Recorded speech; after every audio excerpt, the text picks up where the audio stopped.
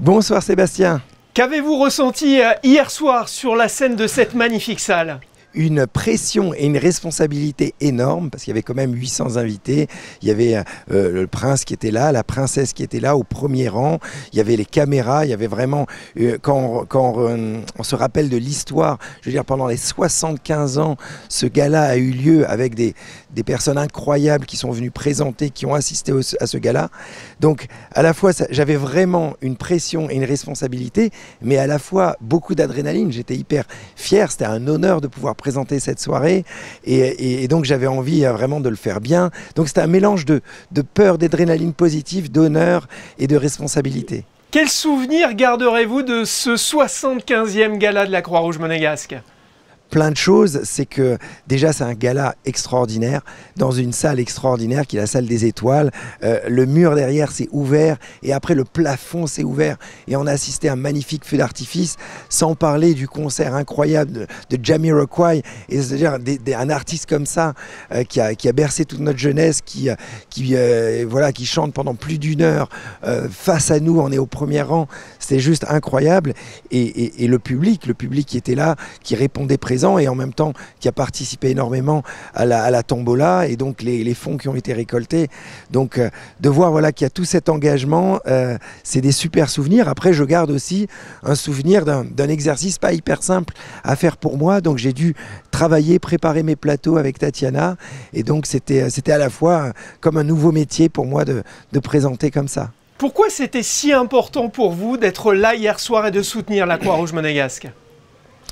Alors, pourquoi c'était si important pour moi ? Clairement, d'avoir la chance de soutenir la Croix-Rouge ici à Monaco, c'est un honneur incroyable. Comme on le sait, la Croix-Rouge font des actions dans le monde entier. Juste pour rappel, hier soir, la Croix-Rouge a fait un petit rappel qu'ils aident à peu près 70 000 personnes ici à Monaco, mais aussi dans le monde entier pour des actions locales et internationales. Donc, faire partie de ça et pouvoir aider et récolter des fonds. Et même si c'est vrai que cette soirée fait très gala, incroyable, chic, ils sont dans du luxe alors qu'on récolte des fonds pour des gens qui sont dans le besoin. Mais en réalité, c'est ce qui se passe. C'est-à-dire qu'il y a beaucoup de fonds qui sont récoltés et qui aident les gens. Donc ça, c'est hyper important. Taïg, quelques mots sur vous. On se souvient de vos exploits sportifs, votre saut en roller du premier étage de la Tour Eiffel, celui du Sacré-Cœur. On connaît moins votre activité d'entrepreneur. Vous êtes à la tête d'une start-up dans les télécoms qui a déjà 10 ans et qui s'apprête à relever de nouveaux défis. C'est clair. J'étais donc sportif pendant de longues années, mais bon, on ne peut pas être sportif toute sa vie et sur des accidents. Il y a 10 ans, je me suis dit, c'est le moment de me réinventer et me lancer réellement dans la vie active en tant qu'entrepreneur dans la tech. Et j'ai réussi à inventer quelque chose qui était assez innovant dans les télécoms. En fait, c'est tout simple, c'est une application qui s'appelle On-Off qui permet d'avoir un deuxième numéro en un clic sur son portable. Mais aussi bien un numéro français qu'un numéro belge, américain, anglais, comme ça de tous les pays. Donc en fait, les gens qui veulent un numéro professionnels sont pas obligés d'avoir une deuxième carte SIM. Ils peuvent uniquement, grâce à l'application On-Off, se générer un deuxième numéro qu'ils peuvent garder pour une heure ou pour toujours, et on peut même se créer un compte WhatsApp avec. Et ce qui est incroyable dans cette histoire, c'est que je partais de rien, c'est-à-dire sans argent, sans expérience, sans associé dans le monde des télécoms, et j'ai réussi à devenir ingénieur télécom, à inventer des brevets, à changer un petit peu la régulation en France dans les télécoms. Et donc maintenant, dans la boîte On-Off, on est 100, on est rentable, on grandit d'une façon incroyable, et comme vous le dites, il y a plein de projets qui vont arriver dans cette application et qui risquent de réinventer un petit peu l'expérience utilisateur dans les télécoms. Que vous apporte votre passé de sportif de haut niveau dans votre quotidien d'entrepreneur ? C'est déjà que je n'ai pas peur de l'échec et je rebondis tout le temps et je travaille comme un acharné. Je veux dire, dans le sport, il n'y a pas de secret. Si on a envie d'être champion, il faut passer dans une vie de sacrifice. Donc, heureusement, dans l'entrepreneuriat, je ne suis pas à me parasiter par des peurs en me disant est-ce que ça va marcher, est-ce que ça ne va pas marcher.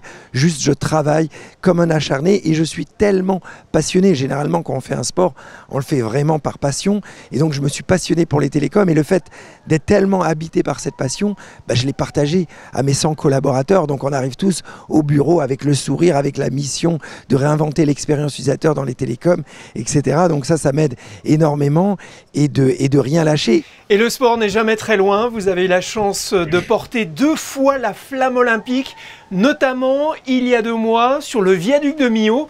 Qu'est-ce que vous avez ressenti à ce moment-là ? toute ma jeunesse, je me disais, un jour, peut-être mon sport sera olympique et peut-être j'aurai un jour la chance de participer.